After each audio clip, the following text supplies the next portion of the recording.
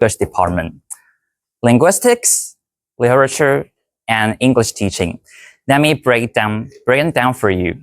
Linguistics is called 语言学 in Mandarin, and a linguist is 语言学家. So a linguist is someone who can speak many languages, right? No, absolutely wrong. Linguistics is the scientific study of languages and involves many fields, including sounds, meaning the structure of sentences, etc. And I know you may feel, but linguistics is a real part of our everyday life. Does any one of you here learn any European languages, like French, German? Yes. And if you do, have you ever heard that once you learn one, you can quickly pick up many others? How do we know this? That's because linguists have tracked the development and history of these languages. Most European languages came from Latin. And if you are not interested in learning language, have you ever watched The Lord of the Rings? 魔戒. The author of The Lord of the Rings is actually a linguist who created the Elvish languages, 精灵语. So that is to say, the Elvish language is artificial, 人造语言. And when I tutor my student, linguists always helps me so much. Some native speakers can make sounds, but don't really know how those sounds are made. For example, you can say water, water. But to sound more like a native, you can pronounce it water, water. So what's the difference? In water, the T isn't a clear T sound. It's a sound called a tap. So to make a tap, you need to have your tongue, this is your tongue, quickly touch the roof of your mouth, 上颚.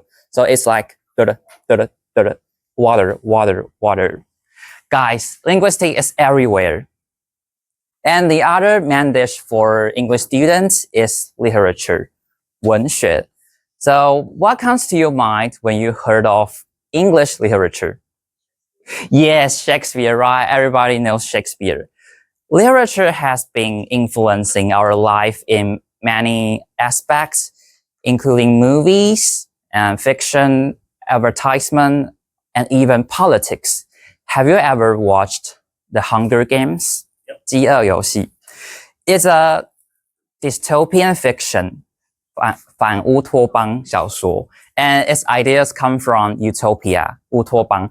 Utopia is a ideal world where people share everything, and there's no hunger, no poverty. There's only happiness and harmony.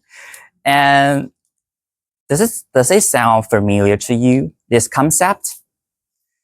Actually, communism, 共产主义, originated from utopia. So guys, literature is everywhere.